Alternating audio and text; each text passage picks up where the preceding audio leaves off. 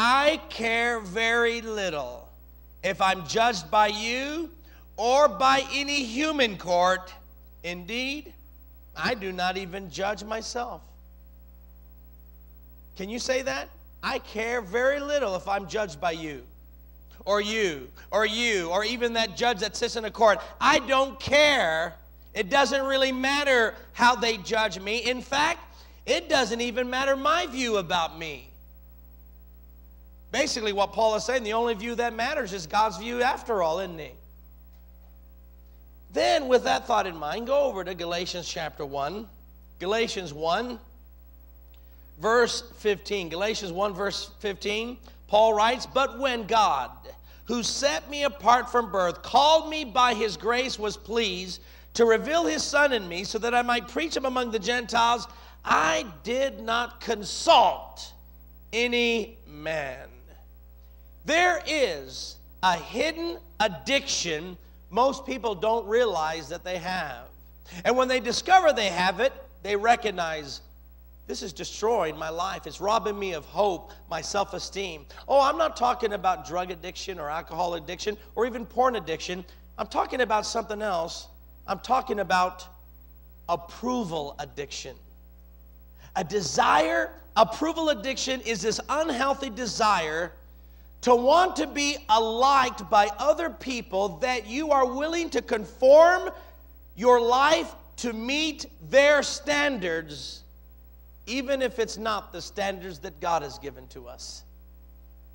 Approval addiction, this desire to want to be liked by others. Now, how many of y'all want others to like you? I want to be liked. Who doesn't? I mean, you want to be liked. I'm not in this world so that everyone can hate me. I want to be liked. And it's okay to want to be liked, but what's wrong? Paul says, I don't care if people judge me. I'm not going to determine whether I'm going to live based on their judgment. And if God called me to preach, I'm not going to consult other people to see if it's okay that I preach. If God called me, then that's all that matters. If I have God's approval, that's the only approval I need. But many times, we desire so much to be liked by others that we conform to the image of those we seek their approval. And you know, this approval addiction, it will drive you crazy. Oh man, it drive you mad. It will ruin your joy. It will distort your self-image. And you got to make a decision that what matters is that I have God's approval, because in the end, he's the final judge.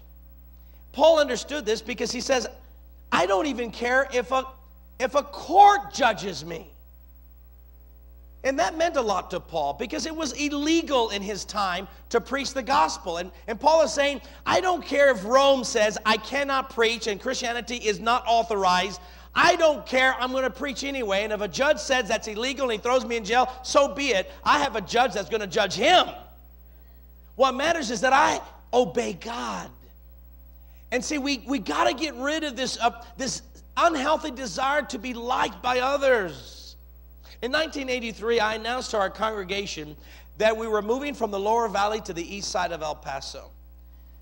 Now, like all moves, there's going to be some people who feel like, oh man, you're leaving where I'm so used to being, my church is right near me.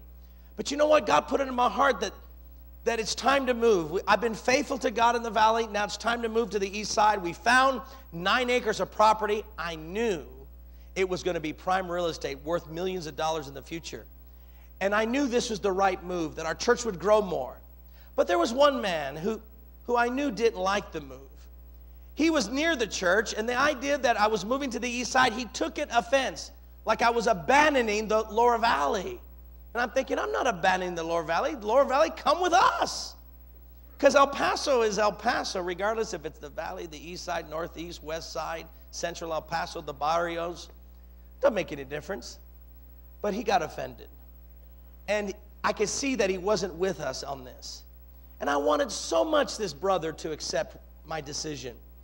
But you know what? It would have been wrong for me to say, you know, he's not happy, so let's just forget about it. I would have ruined the church. But I had to make a decision that was in the best interest of the church and the best interest of the kingdom. So we moved. You know, I've had people come to our church They say, we're right with you. In fact, some of them say, we're right behind you. Well, they are behind. They're so far behind, I haven't seen them. Still looking for them. Someone have a binoculars. I'm sure they're there somewhere. But one thing I know is in the end, I'm going to be a member of this church, and my wife's going to be a member of the church. And as much as I want to please people, I have to make a decision what is in the best interest. People will have all sorts of reasons to come and all sorts of reasons to leave. And so I had to just say bye to that, brother. As much as it hurt me, just let them go. But I know now I made the right decision.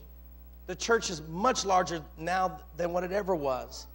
What I'm saying is, let me say this. If your friends approve you only when you listen to their advice, then they're not true friends.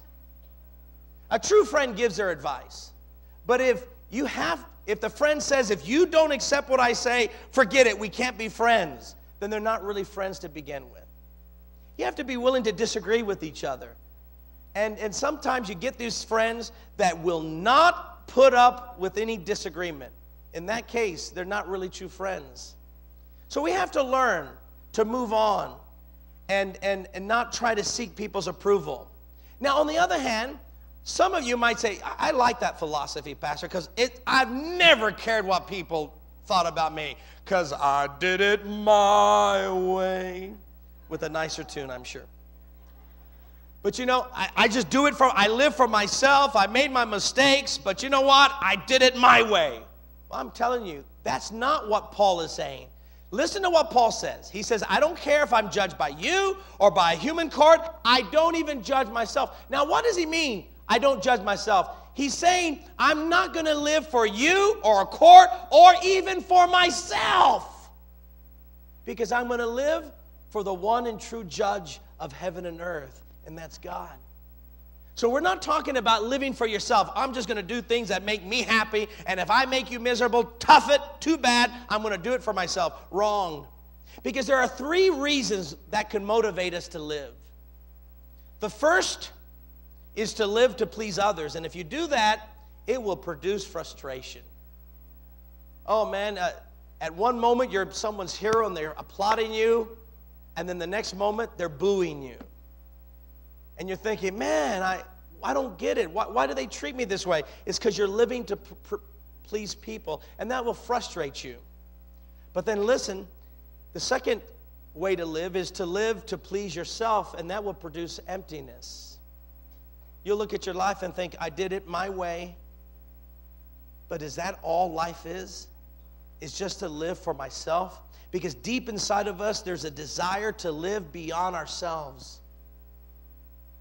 But the real reason to live, the real motivating factor, is to live to please God. And when you live to please God, you have contentment and peace, and you recognize my life matters. Because after I leave, I'm going to have the applause of heaven, and that applause never ends. It's an eternal standing ovation. And that's the life we're called to live. It's to live to please the Lord.